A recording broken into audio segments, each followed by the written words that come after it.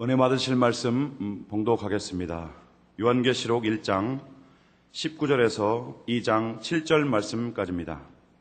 요한계시록 1장 19절에서 2장 7절 말씀까지입니다. 그러므로 내가 본 것과 이제 있는 일과 장차 될 일을 기록하라. 내 본 것은 내 오른손에 7별의 비밀과 7 금촛대라. 7별은 7 교회의 사자요 7 촛대는 7 교회니라. 에베소 교회의 사자에게 편지하기를 오른손에 7별을 붙잡고 7 금 촛대사에 다니시는 이가 가라사대 내가 내 행위와 수고와 내 인내를 알고 또 악한 자들을 용납지 아니한 것과 자칭 사도라 하되 아닌 자들을 시험하여 그 거짓된 것을 내가 드러낸 것과 또 내가 참고 내 이름을 위하여 견디고 게으르지 아니한 것을 아노라. 그러나 너를 책망할 것이 있나니 너희 처음 사랑을 버렸느니라. 그러므로 어디서 떨어진 것을 생각하고 회개하여 처음 행위를 가지라.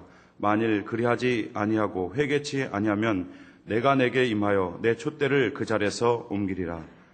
오직 내게 이것이 있으니 내가 니골라당이 행위를 미워하는도다. 나도 이것을 미워하노라. 귀 있는 자는 성령이 교회들에게 하시는 말씀을 들을지어다. 이기는 그에게는 내가 하나님의 낙원에 있는 생명나무의 과실을 주어 먹게 하리라. 아멘. 오늘 계시록 강의 6번째 시간입니다.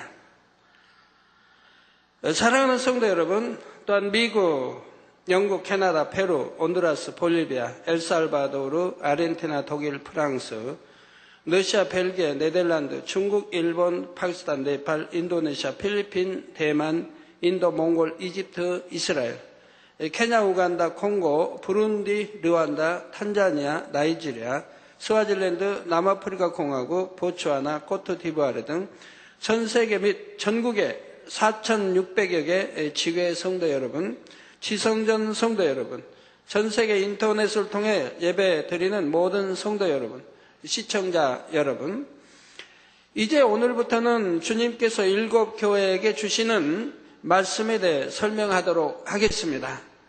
7 교회는 주님의 이름으로 이 땅에 세워진 모든 교회들을 대표하는 것으로서 7 교회에 주시는 말씀은 곧 마지막 심판날에 모든 교회들을 심판하는 기준이 된다는 사실입니다.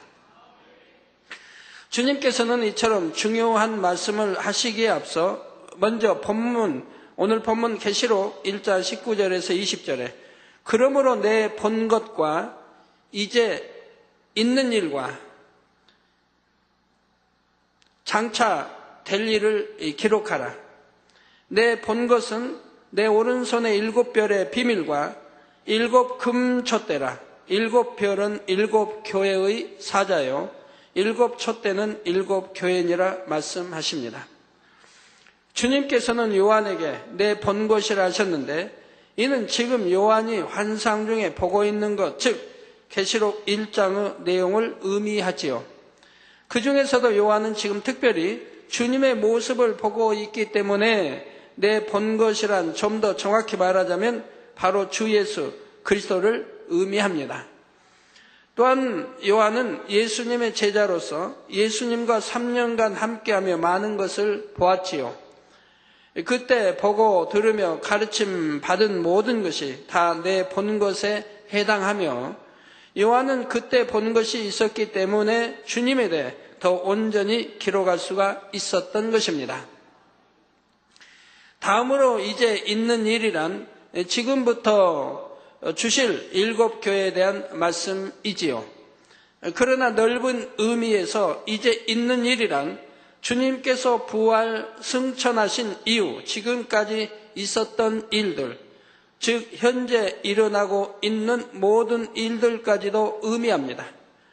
왜 그런 것일까요? 계시록 3장에 나오는 7 교회에 대한 말씀은 단순히 그 당시에 있었던 7 교회만 해당되는 말씀이 아니라 지금 현재까지 이 땅에 존재하는, 그리고 장차 주님께서 다시 오실 때까지 존재하게 될 모든 교회들에게 해당하는 말씀이라 했지요. 그러므로 7 교회에 해당하는 이제 있는 일이 결국은 지금까지 각 시대마다 존재했고 현재에도 존재하는 모든 교회들에 있었던 일이 되는 것입니다. 마지막으로 장차 될 일이란 아직 이루어지지 않았지만 장차 반드시 될 일들, 즉 주님의 공중 재림과 7년 환란, 천년 왕국, 백보자 대심판, 그리고 최후에는 모든 영혼들이 천국과 지옥으로 나뉘어지게 되는 이 모든 일들을 말하는 것이지요. 바로 계시록 4장에서 22장까지 내용들을 말합니다.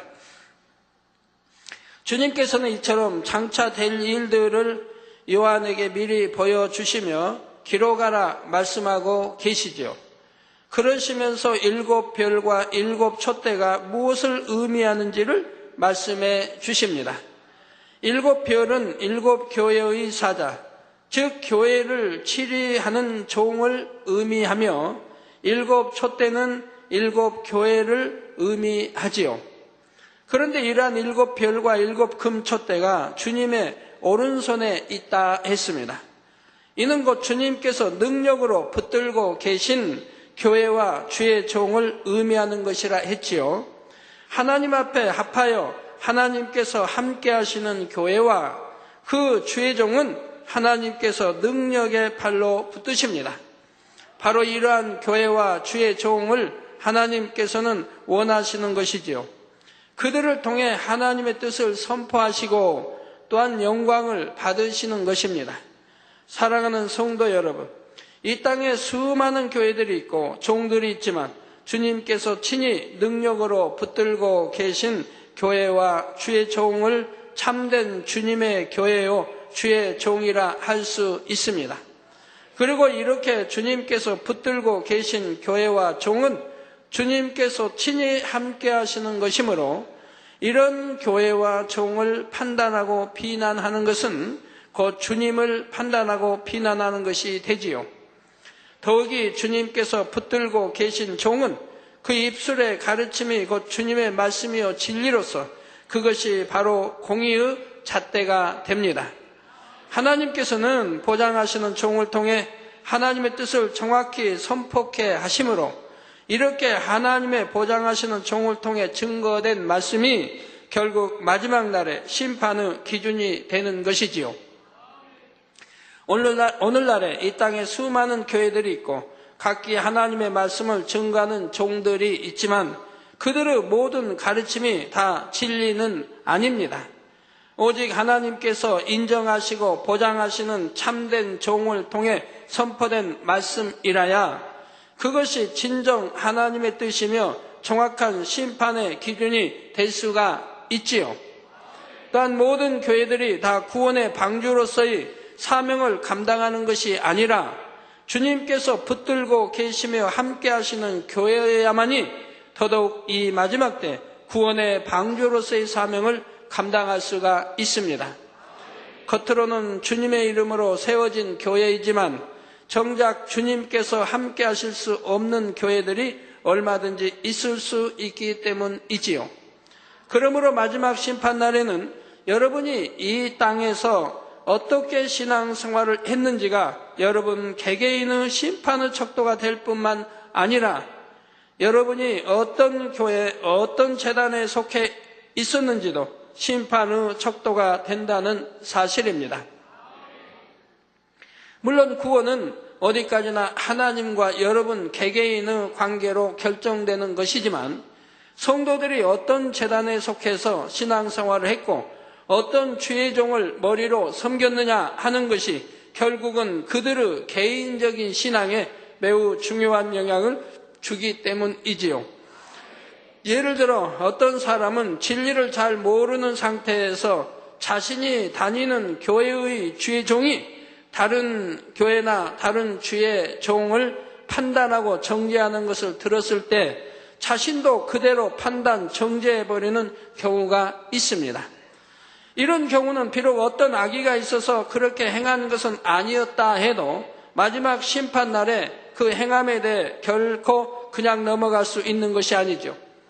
그렇다면 악의가 있어 하지 않았다 해도 하나님이 보실 때는 악한 거죠. 왜? 성경에는 분명히 하나님이 아무도 판단하지 마라, 정죄하지 마라, 수군거리지 마라.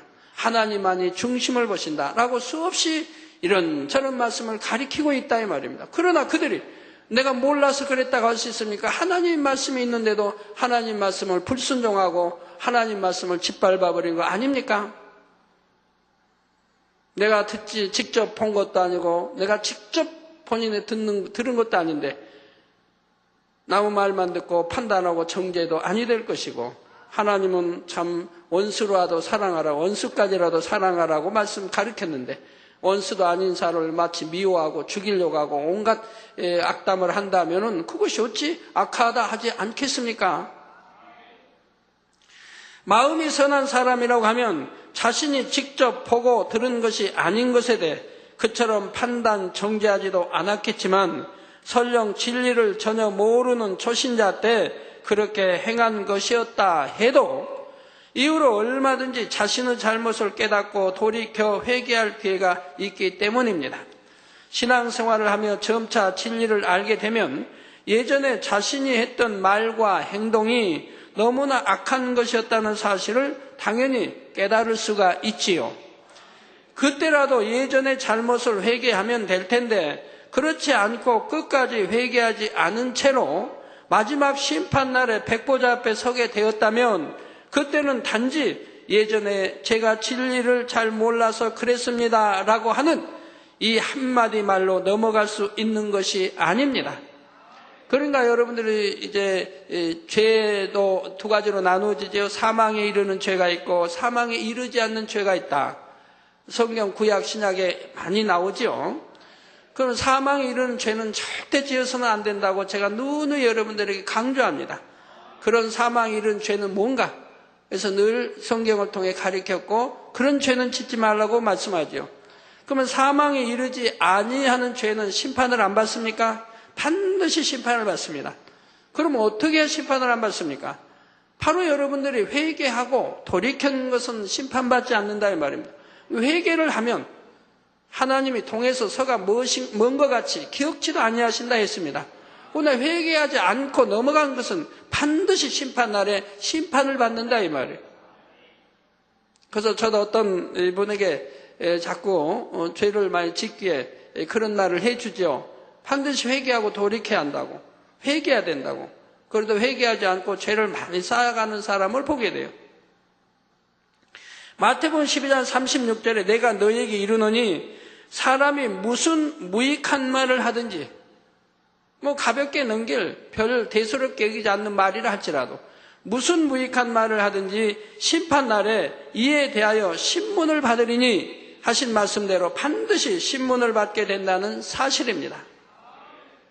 그러니 이 땅에서 신앙생활하는 동안에 어떤 재단과 교회에 속해서 신앙생활을 하고 어떤 주의 종을 머리로 삼아 가르침을 받느냐 하는 것이 얼마나 중요한지를 깨달아야 하지요. 내가 죄를 짓고 죄를 쌓고 해도 그거 하나 깨우쳐 주지 않고 버리게 하지 않고 지적하지 않고 그리고 나간다고 한다면은 심판날에 어찌할 겁니까? 낱낱이 거기에 대한 심판을 받을 텐데요.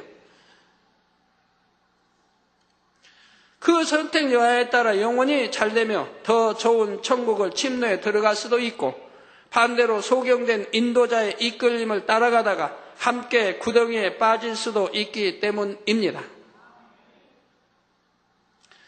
우리 주회장님들, 장로님들, 일꾼들 영혼 갈무리할 때 소경이 되어서 사망길로 인도하지 마십시오. 그 양떼들을 본이 되어서 잘 가르쳐야죠. 푸른 초장으로 푸른 걸로 잔잔한 시냇가로 잘 인도해야 되지 않겠습니까? 육의 것을 쫓는 게 아니라 영원한 것 쫓아야 하지 않겠습니까? 천국 영원한 것, 새해를 그 양떼들을 그곳으로 인도해야죠. 본이 되어야 할 것이고 낮아지고 섬겨야 할 것이고 나를 드러내려고 하지 말고 어찌하든 낮아져 섬기며 오직 하나님 주님 외치고 심어주려고 해야 할 것이라 이 말입니다.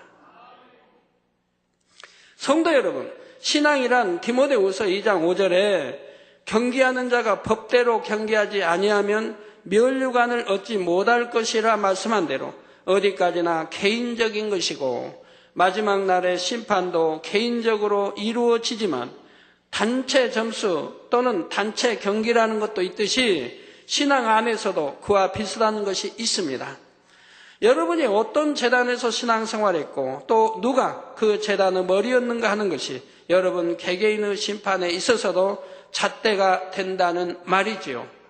마지막 심판날에는 개개인뿐만 아니라 교회에 대한 심판도 있게 되는데 이때 여러분이 속해 있던 교회가 하나님 앞에 어떤 평가를 받느냐에 따라 여러분에게 득이 될 수도 있고 그 반대가 될 수도 있다는 사실입니다. 예수 그리스도의 이름으로 세워진 교회와 재단이라고 하면 당연히 말씀에 따라 심판이 있게 되지요. 그 심판의 기준이 되는 말씀이 바로 7 교회에 주신 말씀인 것이고요. 또한 교회와 재단의 머리된 주의 종이었다면 그는 자신의 개인적인 신앙에 대한 심판은 물론이고 머리된 목자로서의 심판도 받게 됩니다.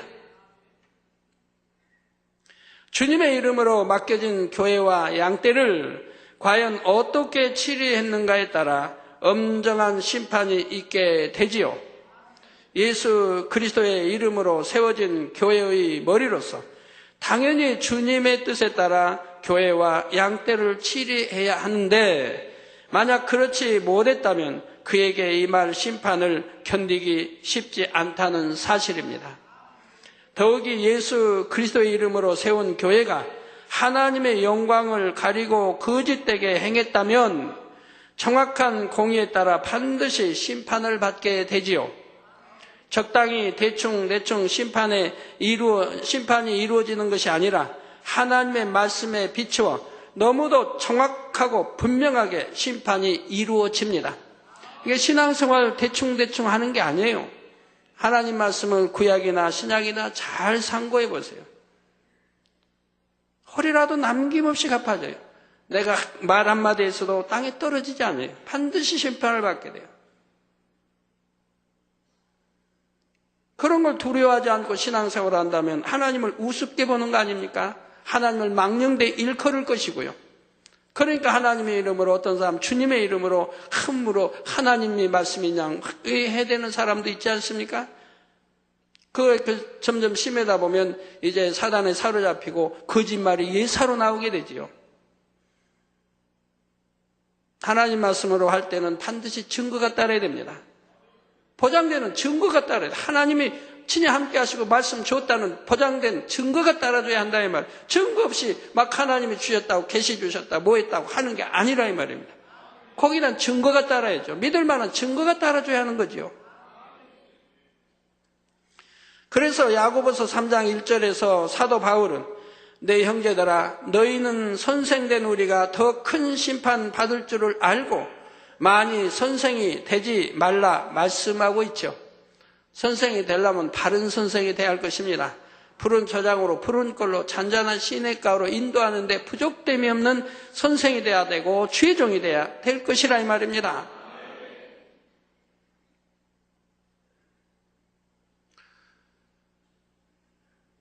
아직도 육을 벗지 못하고 아직도 육을 좋아하고 육을 쫓아 살고 그러면 성도 앞에는 말씀대로 살아라 기도하라 가르친다고 하면 성도들이 어떻게 따를 수 있겠느냐 이 말입니다. 마태복음 18장 6절에 보면 누구든지 나를 믿는 이 소자 중 하나를 실족케 하면 차라리 연자 맷돌을 그 목에 달리우고 깊은 바다에 빠뜨리우는 것이 나으니라 하셨는데 하물며 교회의 머리가 되어서 많은 영혼들까지 함께 사마길로 이끌었다면 그 심판의 형벌이 얼마나 크겠습니까? 반면에 머리된 주의 종으로서 자신에게 맡겨진 양떼들을 푸른 초장과 쉴만한 물가로 인도하며 결국 좋은 천국으로 인도해 갔다면 그에게는 놀라운 상급과 영광이 주어지지요. 주님의 오른손에 있는 7 별의 비밀과 7 금 촛대라는 말씀에는 바로 이러한 여러 가지 의미들이 담겨 있는 것입니다. 그러면 이제부터는 본격적으로 7 교회에 대한 말씀을 살펴보도록 하겠습니다. 성도 여러분, 일곱 교회에 주시는 말씀 안에는 신구약에 있는 말씀을 종합하여 과연 어떤 교회가 주님의 칭찬을 받으며 반대로 어떤 교회가 주님의 책망을 받는지가 잘 담겨져 있습니다. 그리고 이 말씀들을 잘 들으면 지금 자신의 교회가 어떤 부류에 속하는지 깨달을 수가 있지요. 또한 일곱 교회에 대한 말씀은 하나님을 믿는 모든 성도 개개인의 신앙 생활을 점검하고 신앙 상태를 점검하고 신앙을 바로 세우기 위해 필요한 신앙 생활의 길잡이라 할 수가 있습니다. 여러분이 교회 다니면서 바른 신앙 생활을 하고 있는가? 내가 바르게 가르치고 있는가? 양떼들을 바르게 인도하고 있는가? 또 내가 바른 신앙 생활을 바른 꼴을 먹고 하고 있는가? 다 점검할 수가 있게 되는 것이지요. 하지만 주님께서 이처럼 일곱 교회에 대한 말씀을 통해 아무리 칭찬받는 교회가 될 수 있는 길을 밝히 제시해 주셨다 해도 여러분 스스로가 어떤 선택을 하느냐에 따라 결과는 전혀 달라질 수가 있다는 사실입니다. 따라서 여러분은 앞으로 증거되는 말씀들을 잘 듣고 정녕 마음의 양식 삼을 수 있기를 바랍니다. 주님께서 책망하신 내용들 중에 혹여라도 개인적으로 자신에게도 해당되는 것이 있지는 않은가 돌아보시기 바라며 발견되는 것이 있다면 더 이상 지체 말고 즉시로 돌이켜 말씀대로 행하심으로 이번 기회가 여러분의 신앙을 확실히 반석 위에 세우는 축복의 시간이 되시기를 부탁드립니다. 또한 이 말씀을 듣는 모든 교회들과 주의 종들도 마지막 날에는 반드시 교회와 그 교회의 머리에 대한 정확한 심판이 있음을 깨달으셔서 그날에 주님 앞에 칭찬받는 교회와 주의 종들로 온전히 변화되어 나오시기를 주님의 이름으로 축원합니다.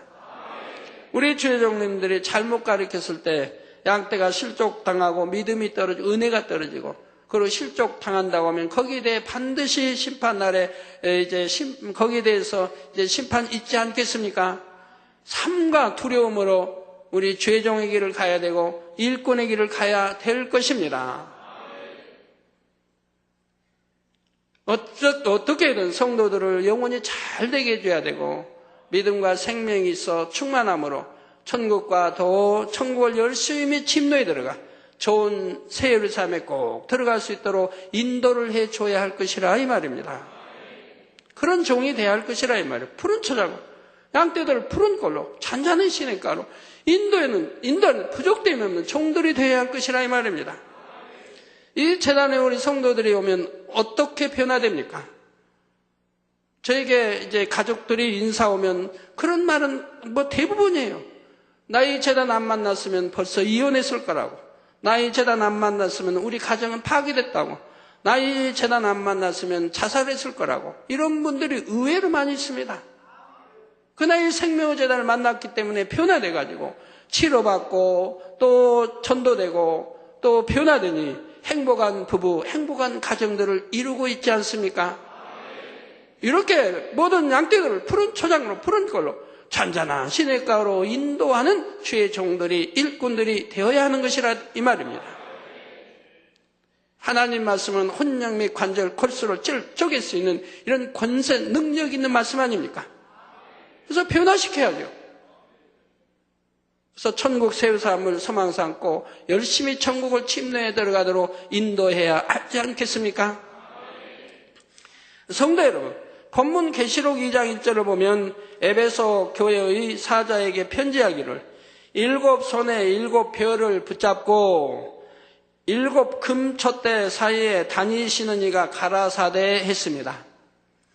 여기서 에베소 교회의 사자란 에베소 교회를 치리하고 있는 목자를 의미하지요. 그리고 에베소 교회의 사자에게 편지를 보내신 분은 바로 주님이십니다. 그런데 주님에 대해 표현하기를 오른손에 일곱 뼈를 붙잡고 일곱 금촛대 사이에 다니시는 이라 했지요. 이는 앞에서도 말씀드렸지만 간단히 말해서 주님의 이름으로 세워졌고 주님께서 친히 능력으로 붙들고 계신 교회와 주의 종들이 바로 정확한 공의의 잣대가 되어진다는 의미입니다. 그러므로 마지막 날에 주의 이름으로 세워진 교회들과 주의 이름으로 행했다고 하는 모든 일들에 대해 공의 가운데 심판이 이루어질 때 바로 주님께서 세우시고 보장하신 교회와 주의 종들이 심판의 기준이 되어진다는 사실입니다. 그러므로 주님의 오른손에 붙들린 7교회란 처음으로 세워진 초대교회로부터 시작해서 장차 주님께서 재림하실 때까지 세워지는 모든 교회들 가운데서 주님 앞에 합당한 교회들을 총칭하는 의미이지요. 이러한 교회들은 하나님의 말씀 안에 살아가므로 늘 성령이 충만하고 사랑이 넘치며 하나님께서 함께 하시는 역사가 나타납니다. 이 땅에 존재하는 모든 교회들이 바로 이러한 교회가 되어야 하는 것이며 교회를 담당하는 머리된 주의 종들 역시 주님의 능력의 오른손에 붙잡힌 바가 되어야 하지요. 주인 되시는 아버지 하나님께서 친히 주관하시고 인도에 가실 수 있는 그러한 종들이 되어야 하는 것입니다. 그리고 이렇게 하나님께서 인정하시는 종이 되면 그는 하나님께서 친히 보장하시지요. 그래서 만약 이러한 주의 종들을 헐뜯거나 시시비비하고 판단하게 되면 그것이 곧 우리 주님에 대한 것임을 알아야 합니다. 또한 주님께서 7 금촛대 사이를 다니신다 했는데 7 금촛대란 바로 7 교회이고 촛대 안에 있는 초는 성도를 의미하지요. 초의 불이 켜짐으로 어두움을 비추는 것과 같이 하나님을 믿는 성도들의 모임인 교회가 성령 충만하고 진리 안에 살아갈 때 빛을 발하게 됩니다. 참 믿음을 소유한 성도라면 하나님의 말씀대로 빛 가운데 살아가므로 이러한 성도들이 함께하는 교회를 통해 수많은 사람들이 어둠에서 빛으로 나와 구원에 이를 수가 있는 것이지요. 아까 매거진에 나온 우리 지역장님도 그렇습니다. 처음에 한국에서는 얼마나 힘이 드는지 외롭고 그래서 1년에 한 번을 가든 2번을 가든 중국에 가면 한국에 오고 싶지가 않대요. 나오고 싶지가 않아요. 그러지만 뭐 남편이 있고 결혼했으니까 나와야죠. 그런데 이 재단마다 하나님 말씀을 듣고 변화되니 이제는 이제 중국에 한 번씩 이제 가도 고향에 가도 여기 생각이 나서 못 있겠대요. 하루라도 빨리 와야지. 너무 보고 싶대요. 교회가 오고 싶고 예배 드리고 싶고 목자가 보고 싶고 이 진리 말씀 듣고 싶어서 그래서 중국 가면 그냥 바로 온대요. 그러나 이제 진리로 본인이 변화되니 가족이 다 변화됐지 않습니까? 주님을 영접하고 다 치료받고요. 하나가 변화되니 온 가족이 주님을 영접하고 또 다 치료받았으니 얼마나 감사한 일입니까? 주님께서 바로 이러한 교회들을 찾으시기 위해 지금도 불꽃 같은 눈동자로 두루 운행하시며 모든 교회들을 감찰하고 계신다는 사실입니다. 사랑하는 성도 여러분, 7 교회에 주시는 말씀은 시공을 초월하여 이 땅에 존재하는 모든 교회들에게 해당하는 말씀이기 때문에 7 교회 각각에 해당하는 모델을 지금 존재하는 교회들 중에서 찾아볼 수가 있습니다. 그렇다면 오늘날 존재하는 교회들 중에서 에베소 교회에 해당하는 모델은 어느 교회일까요?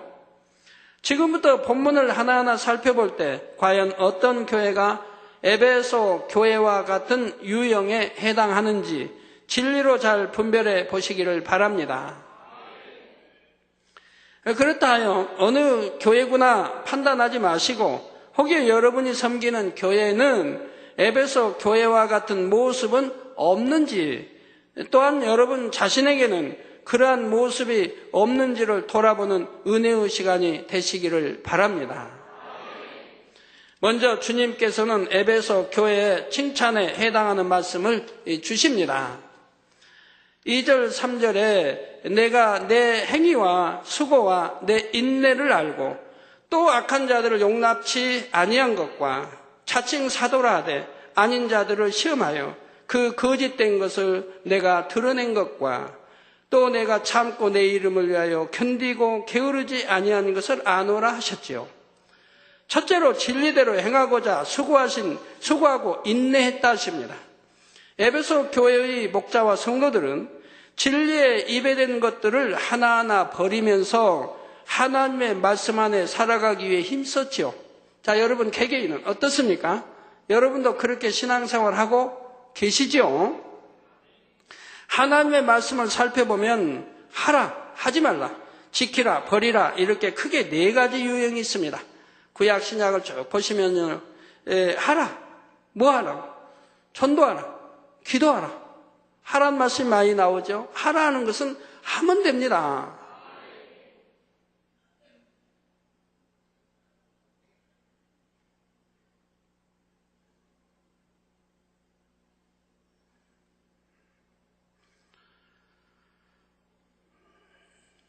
아까도 이렇게 가족들 이렇게 인사 왔는데 보니까 우리 뭐 안전실에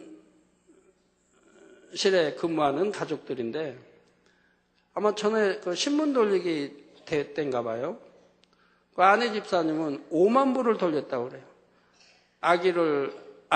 아기를 업고 또 아기 하나를 손에 이렇게 이제 딛고 그렇게 다니면서 그 5만 부 신문을 돌렸다 이 말이에요. 지금도 그 어머니 되시는 분은 일터에 이렇게 다니시는데도 일터에 갔다 와서 매일같이 신문을 뭐 500부씩 돌린대나요? 일 다니시는데 다니고 갈 때 올 때 이렇게 돌리시나 봐요. 500부인지 300부인지 제가 기억을 잘 못하겠네.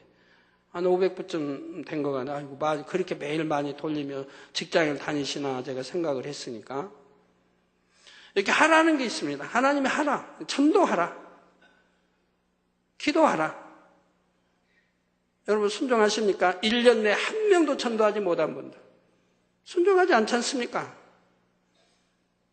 이번에 전도 뭐 한 명이 사온 분들 쭉 명단이 저희가 올라왔던데 보니까 꼭 제 명단을 빼더라고요. 단에서 몇 차례 말을 해도.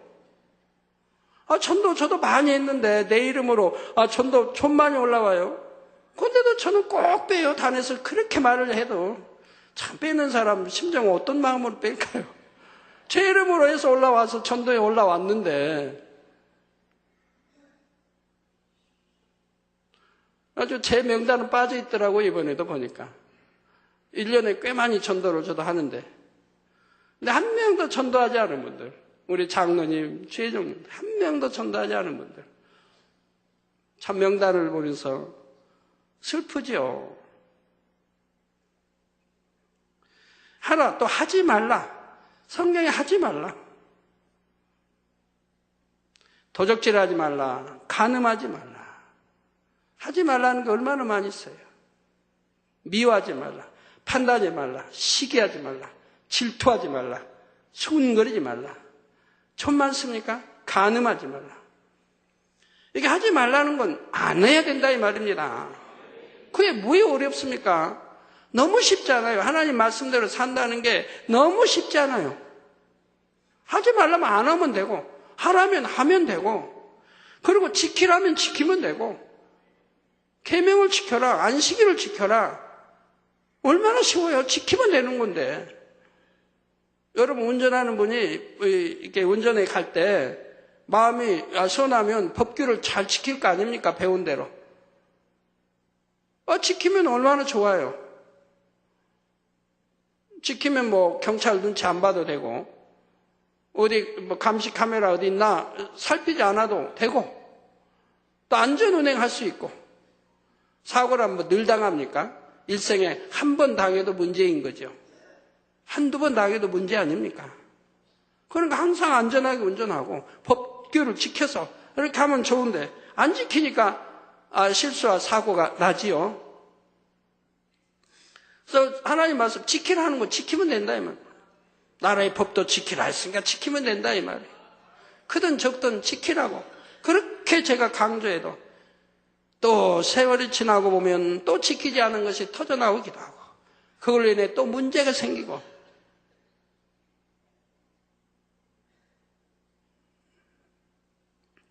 또 버리라. 버리라는 거. 아, 버리면 되잖아요. 버려야 되니까 하나님 버리라고 하신 거 아닙니까?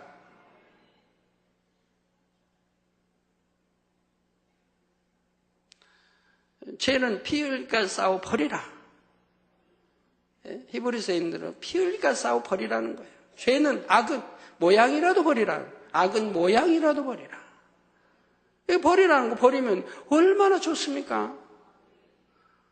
이렇게 말씀대로 지켜 행하면 결국은 영으로 들어가고 우리 주님 닮아가고 하나님 사랑받고.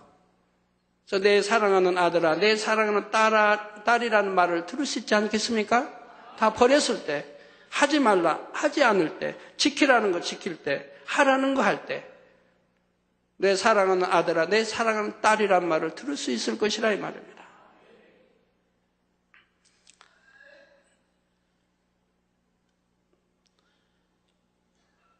이렇게 크게 네 가지 유형이 있습니다. 그리고 이 각각에 해당하는 말씀들이 성경 곳곳에 나오지요. 그런데 이러한 진리의 말씀대로 행하려면 수고와 인내가 따르게 됩니다. 히브리서 12장 4절에 보면 너희가 죄와 싸우되 아직 피 흘리기까지는 태양치 아니하고 하여 죄를 싸워버리기 위해서는 피 흘리기까지 죄와 대항하여 싸워야 할 것을 말씀하고 있습니다. 또한 고린도전서 4장 2절에는 그리고 맡은 자들에게 구할 것은 충성이니라 했고 계시록 2장 10절에서는 죽도록 충성하라 하셨지요. 이처럼 마음 안에 있는 죄악을 벗기 위해 피 흘리기까지 싸우고 또한 맡겨진 사명을 온전히 감당하려면 당연히 수고가 따르게 되고 이렇게 수고하다 보면 인내도 따르게 됩니다. 그렇다면 여러분도 과연 에베소 교회처럼 주님으로부터 칭찬받을 만큼 죄를 버리고 사명을 감당하기 위해 수고하며 인내하셨습니까? 여러분 자신이 보기에 나는 이만큼 했습니다 하며 만족해서는 안 됩니다. 고린도후서 10장 18절에 옳다 인정함을 받는 자는 자기를 칭찬하는 자가 아니요 오직 주께서 칭찬하시는 자니라 하신 대로 주님으로부터 인정받고 칭찬받는 자가 되어야 하지요. 그렇다여 칭찬받기 위한 목적으로 죄를 버리고 충성하라는 의미가 아니라 여러분이 주님께 받은 명령을 다 행한 후에라도 도리어 나의 하여야 할 일을 한 것뿐이라 이처럼 고백할 수 있는 무익한 종의 마음이 되어야 하는 것입니다. 내가 교회 부흥시켰다.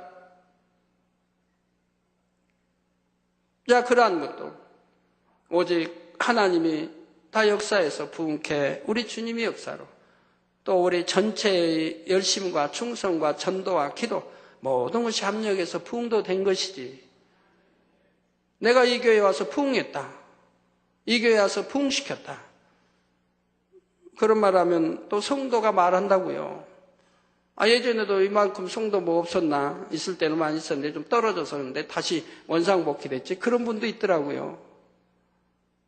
지교의 말입니다. 자, 그럴 때 무익한 종의 마음이 되어야 하고요. 그럴 때 진정 주님의 칭찬받는 교회와 성도들이 될 수 있는 것이지요. 바로 에베소 교회는 주님 앞에 이처럼 칭찬받을 수 있을 만큼 진리를 행하기 위해 수고하고 인내했으므로 주님께서는 이러한 에베소 교회를 향해 내가 내 행위와 수고와 내 인내를 안다 하시며 그들의 수고와 인내를 칭찬하고 계십니다. 다음 두 번째로 주님께서는 에베소 교회에 악한 자들을 용납지 아니하는 것을 칭찬하셨습니다. 즉 어떤 분들은 진리를 잘못 이해해서 교회는 사랑을 실천하는 것이니까 죄를 지어도 무조건 용납해야 하지 않느냐 이렇게 생각을 하기도 합니다. 그러나 진정한 사랑을 지닌 부모는 가정에서 자녀가 죄를 짓고 탈선하게 되면 그것을 무조건 용서하며 용납하는 것이 아니라 오히려 매를 때려서라도 바로 잡으려고 하지요.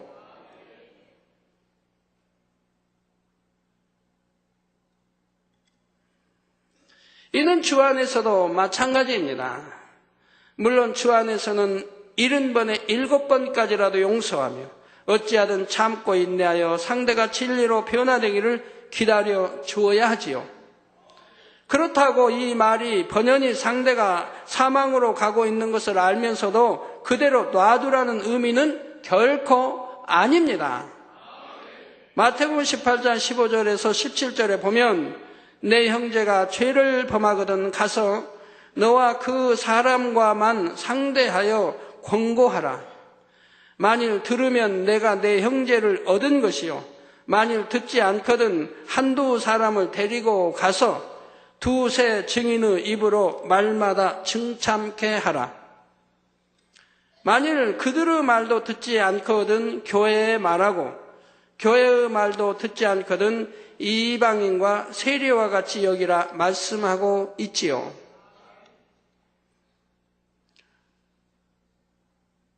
우리 교회도 어떤 하나님 말씀을 어기고 또 순종하지 못하 이런 경우들이 있으면 권면해보고 또 듣지 않으면 또 들을 만한 사람 통해서 또 권면해보고 또 듣지 않으면 교회에 알리라 이 말입니다. 무조건 알리라는 게 아니에요. 권면해보고 안 들으면 더 높은 분 찾아서 두세 사람으로 또 해서 권면해보고 그래도 듣지 않으면 교회에 알리라 이 말입니다. 즉 우리는 원로에도 있으니 원래로 알리라 이 말입니다. 그래서 잘못된 것은 잡아가야 할 것이라 이 말입니다. 고쳐야 할 것이라 이 말입니다.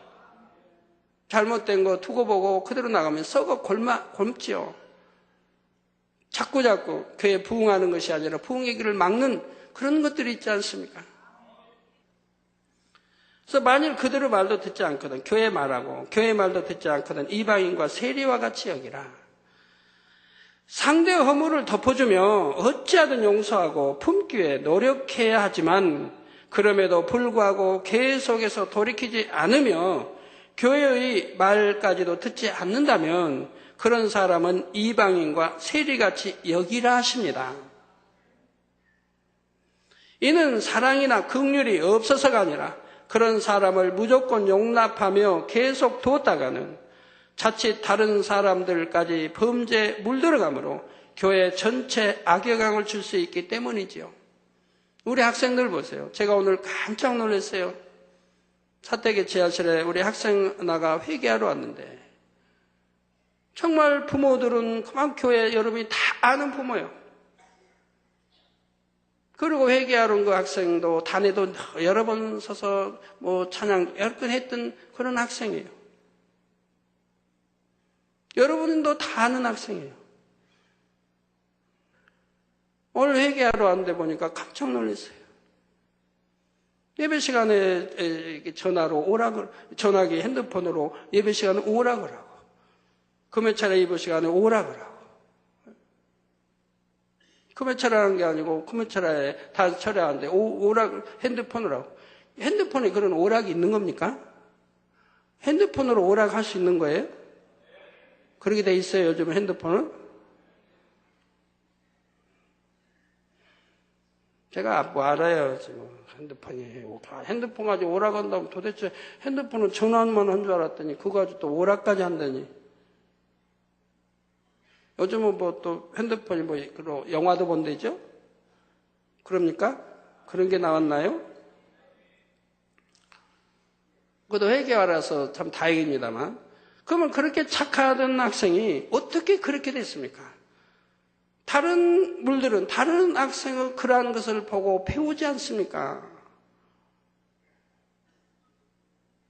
배워지게 된다 이 말이에요. 하나 때문에 전념되고 둘이 4명이 되고 전념돼 나간다 이 말입니다. 오히려 진리로 변화되는 이렇게 변화돼야 되는데 반대로 전념돼 나가 악에 빠지고 그러니까 그런 일이 없어야 된다 이 말이에요. 내가 나쁜 행동함으로 다른 사람이 배워오니까 그래서 같이 물들어가니까 같이 사망의 길로 가니까 예배 시간에 신령과 진정을 예배해야 되는데 예배 시간에 핸드폰하고 문자 보내고 문자 받고 그리고 그 핸드폰으로 오락을 하고 있다면 그가 믿는 자입니까? 전혀 믿지 않는 것이고 하나님 얼굴에 침뱉고 있는 거죠. 구원과는 거리가 멀죠. 우리 최정님들 늘 가르쳐도 양떼들에게 문자 메시지 보내고 팬적이 하고 그래갖고 편지들이 온다 이 말을 저에게도.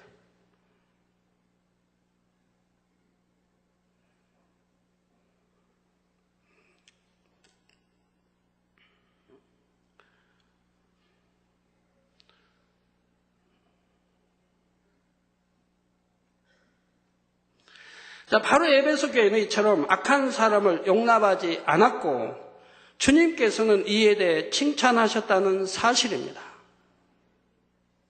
그런데 이러했던 에베소 교회가 나중에는 주님으로부터 책망을 듣게 되지요. 왜 그렇게 된 것일까요? 여기에 대해서는 다음 시간에 계속해서 살펴보도록 하겠습니다. 사랑하는 성도 여러분, 하나님께서는 베드로전서 1장 16절에 내가 거룩하니 너희도 거룩할지어다 명령하고 계십니다. 그런데 꼭 이 명령이 아니라 해도 우리가 거룩해져야 하는 분명한 이유가 있습니다. 하나님께서는 우리의 죄를 대속해 주시기 위해 독생자까지 내어주셨고 예수님께서는 우리를 위한 화목제물이 되어 십자가에 달려 돌아가시기까지 우리들을 향한 사랑을 나타내 주셨지요. 또한 성령님을 우리 가운데 보내주심으로 성령님께서는 지금도 말할 수 없는 탄식으로 영혼들을 위해 대신 간구하고 계시며 의와 진리 가운데로 인도하고 계십니다. 바로 이러한 삼위 하나님의 사랑을 안다면 결코 더 이상 어둠 가운데 살아서는 안 되지요. 또한 거룩한 하나님의 자녀들이 모인 교회 역시 당연히 진리의 거룩함 가운데 있어야 합니다. 그러니 주님의 몸된 교회 안에 결코 악을 용납해서는 안 되지요. 이번 주에는 유독 뉴스에 여러 번 나오더라고요. 학교에서 폐병입니까? 폐병인지 폐렴인지 수십 명이 한꺼번에 막 걸려가지고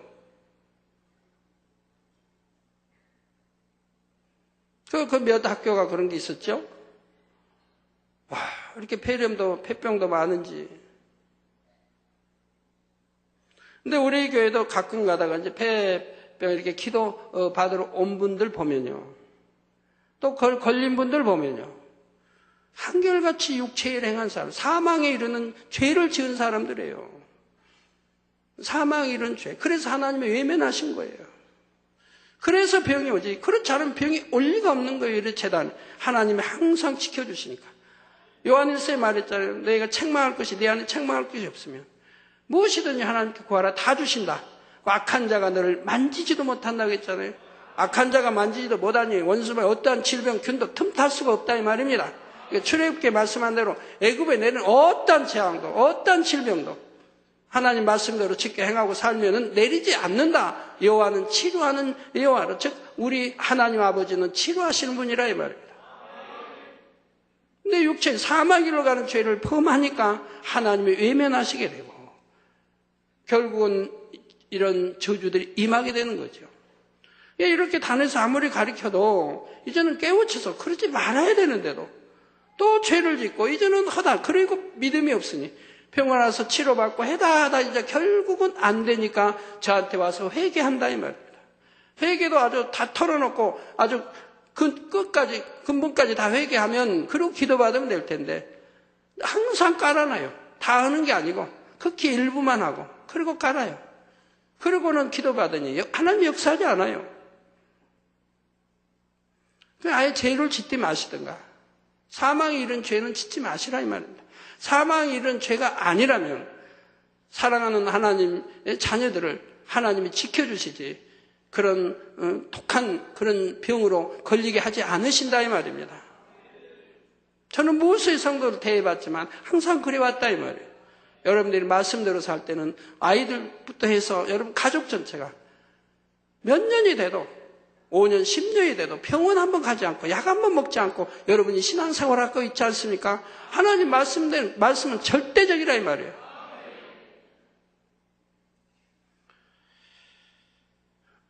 예, 그래서 주님의 몸된 교회 안에 결코 악을 용납해서는 안 되지요.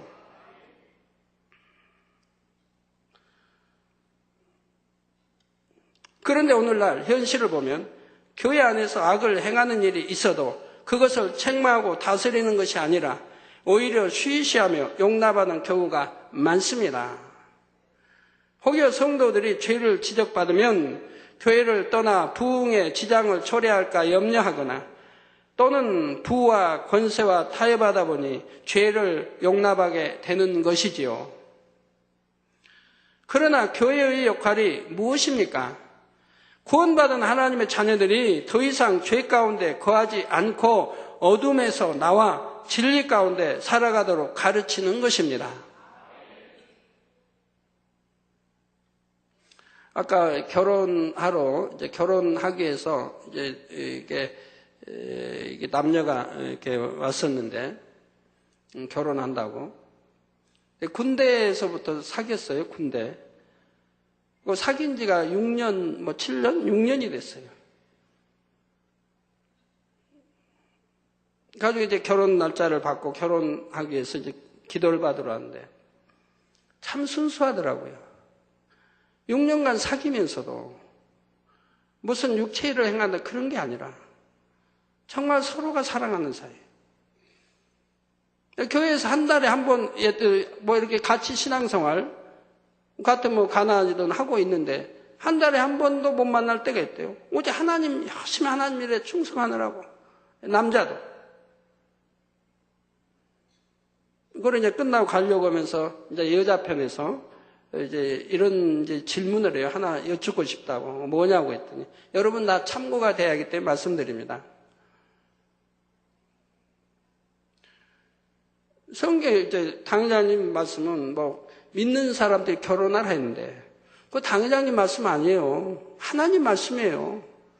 성경 읽어봐요. 구약이고 믿는 자하고 결혼하라고 그랬지.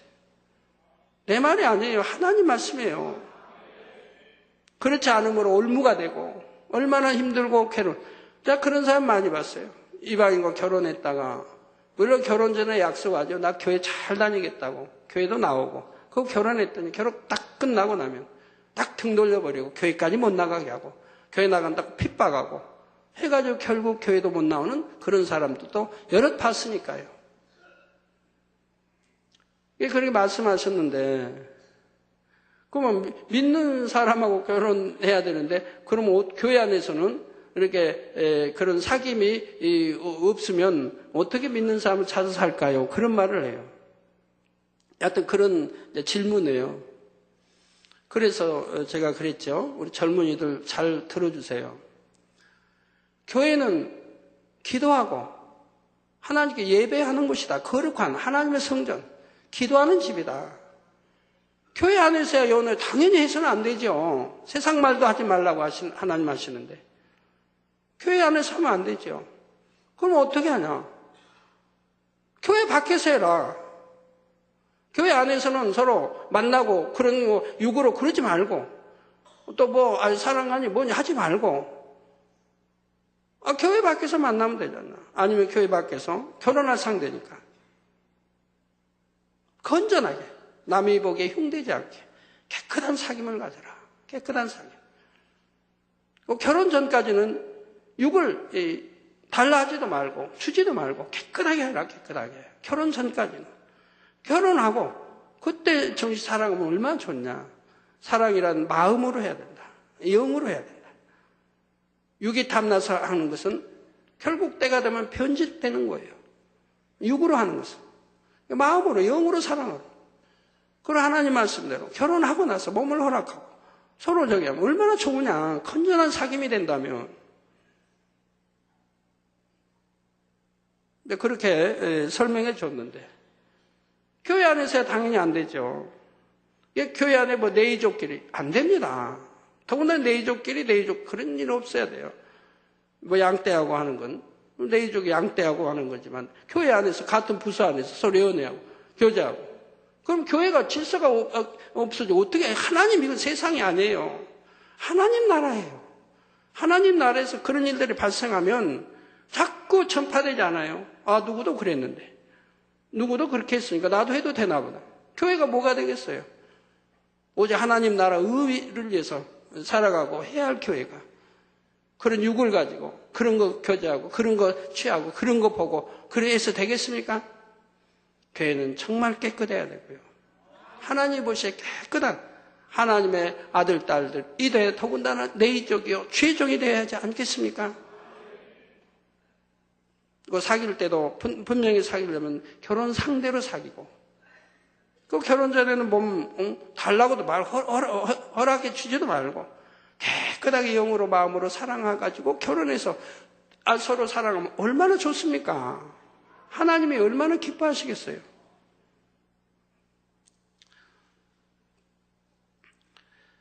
예, 그래서 이상 죄 가운데 거하지 않고 어둠에서 나와 진리 가운데 살아가도록 가르치는 것입니다. 한 영혼이라도 더 천국으로 인도하는 것이지요. 그러므로 하나님의 뜻이 아니요 하나님 앞에 죄가 되고 사망으로 가는 일이라면 단호히 지적하고 가르쳐서 돌이키게 해야 합니다. 그렇다 하여 단에서 말씀으로 찌르고 치라는 뜻이 아니죠. 우리 죄종님들 단에서 누구 치고 찌르는 일은 결코 해서는 안 됩니다. 단이 그런 것이 아니에요. 하나님 말씀 선포하고 하나님 말씀 가리키는 거죠. 단에서 누구를 찌르고 치는 일은 없어야 된다 이 말입니다. 내가 단에서 여러분 누구 이름 하나 거론합니까? 칭찬할 사람 이름은 거론하지만 어떤 죄를 지어가든가 어떤 잘못을 지어갈 때 누구 이름을 거론합니까? 또 배신하고 온갖 죄를 짓고 나가도 이름 하나쯤까지 거론해 본 적 없어요. 98, 99년도에 있었던 그 많은 사건도 이름 하나 거론해 본 적이 없어요. 근데 단에서 누구 거룩한 단에서 어떤 죄적인 누구를 양떼를 찌른다든가 친다든가 이런 일을 해서는 절대 안 되는 것이라면, 그러니까 양떼들이 상처받는다 이 말입니다. 그 목자와 등을 진다 이 말입니다. 오직 판단하실 이는 하나님 한 분뿐이시므로 우리는 다만 하나님의 말씀에 비추어 사랑과 긍휼의 마음으로 권면하고 독려하여 어찌하든 진리 가운데로 인도해야 합니다. 이처럼 늘 하나님의 뜻 안에서 인도받는 여러분 모두의 교회와 성도님들이 되시기를 주님의 이름으로 축원합니다. 네, 말씀 참고하시면서 통성으로 다 같이 기도하시겠습니다. 할렐루야. 주님, 은혜와 사랑에 감사를 드립니다. 아버지, 오늘도 들은 말씀이 믿음이 되고 생명이 되게 도와주시고, 이제 일개교회중 첫 교회를 아버지 말씀 들어갔습니다. 하나님이 무엇을 칭찬하셨는지 또 무엇을 책망하고 지적하시는지 잘 듣고 배워서 나의 신앙, 자기의 신앙을 점검하게 하시고, 교회는 교회마다 정말 하나님 말씀 안에 온전히 거하는 교회인가를 분별할 수 있도록 축복해 주시기를 원합니다. 주여 분별의 능도 주옵소서. 교회들이 이 말씀을 듣고 깨어나게 도와주시기 원합니다. 주에 감사합니다. 우리 주 예수 그리스도의 이름으로 기도합니다. 아멘.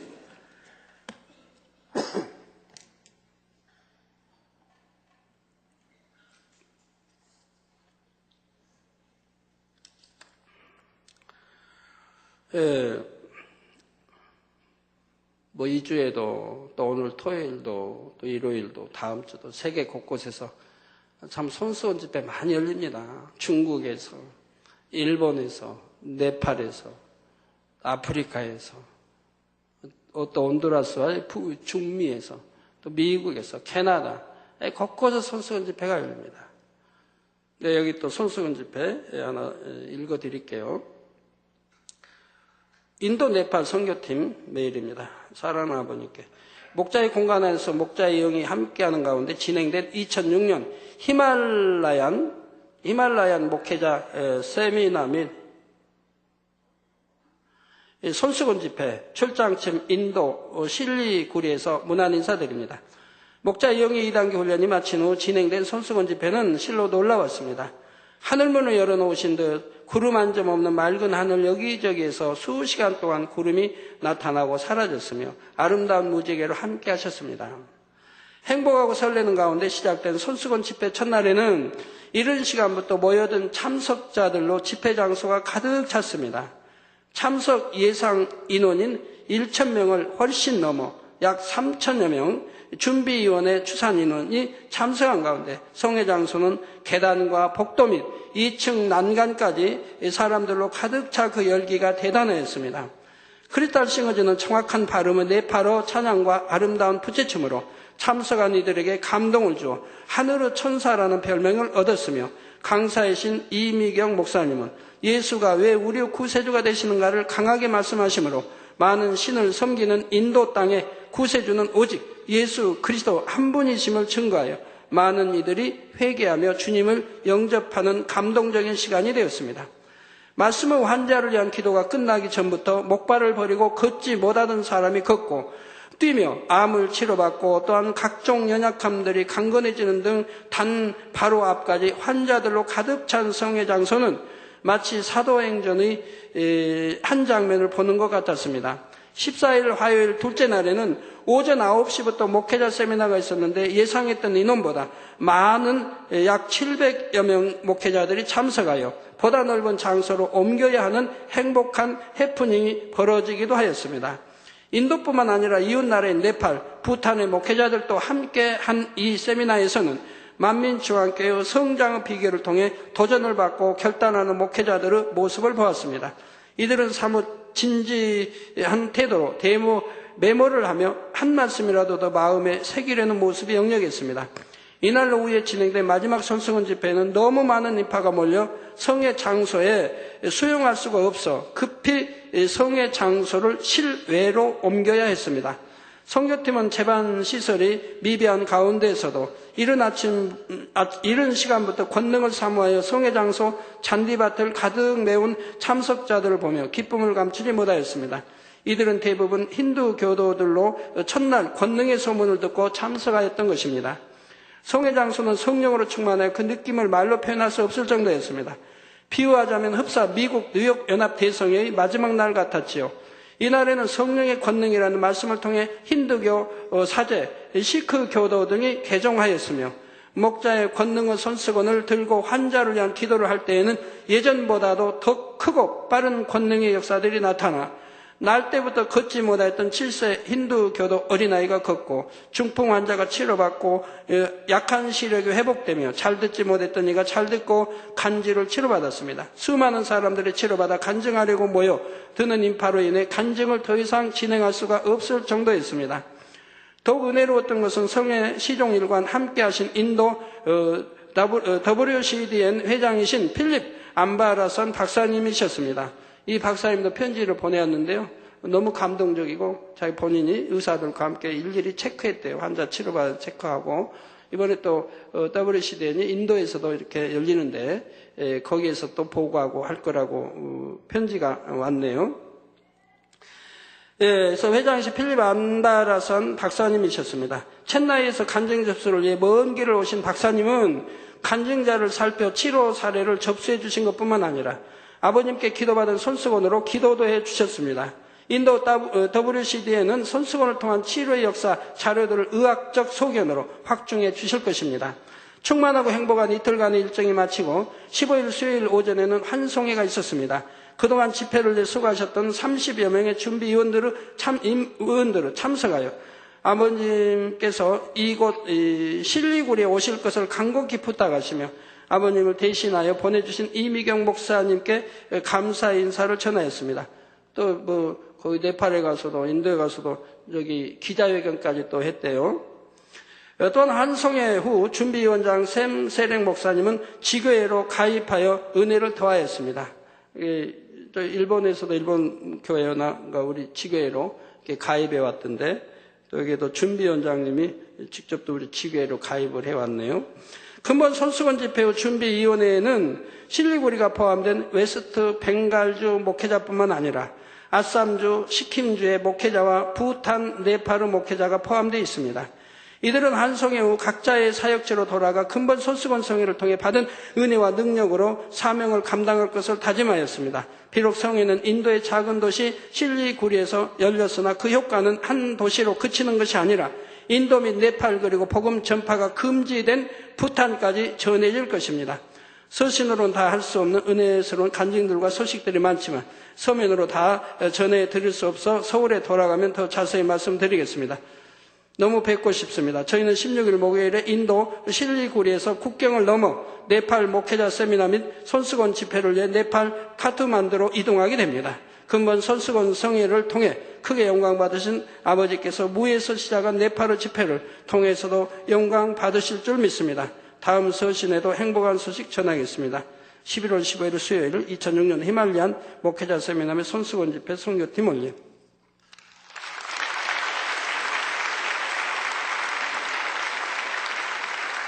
예, 우리 많은 이제 죄종 목회자님들, 하나님 말씀은 절대적입니다. 사도 바울이 앞치마 손수건만 얹어도 이렇게 치료받고 악기가 떠났던 것처럼 오늘날도 동일합니다. 동일합니다. 이 손수건 하나 가지고도 수만, 또 수십만 집회가 열리고 수많은 사람들이 치료받고 개종하는 것을 전 세계 곳곳에서 이 손수건 집회로 역사가 되고 있습니다. 성경에 있는 그대로입니다. 정말 마지막 때 정신을 차려야 할 것입니다. 판단하고 정죄하지 말고 성경 말씀 그대로 기사와 표적도 권능도 나타내 줄 아는 우리 죄종들이 돼야 되고 또 일꾼 여러분들이 되셔야 할 것입니다. 환자에 의한 기도하겠습니다. 아픈 곳에 손 얹어 주시고 연약한 곳에 손 얹어 주시고 또 마음의 소원들 놓고 기도 받으시겠습니다. 할렐루야. 아버지 하나님, 이 시간 친히 안수하여 능력 불어넣을 시원합니다. 또 시공간을 초월하여 역사해 주옵소서. 화상을 통해 예배드리는 전국 교회와 지교회와 지성교회에 인터넷을 통해 예배드리는 전 세계 하나님의 자녀들에 또 아버지 많은 이들 사진을 보내왔습니다. 사진들을 친히 안수해 주시기 원합니다. 아버지 하나님, 인도 필립 안바라산 아버지 또 목사님의 아버지 손수건 아버지 또한 기도 요청이 왔습니다. 11월 18일 토요일에 첸나이의 헌신적인 기독 의사들을 초청하여 WCDN의 확장을 위한 모임을 가질 예정입니다.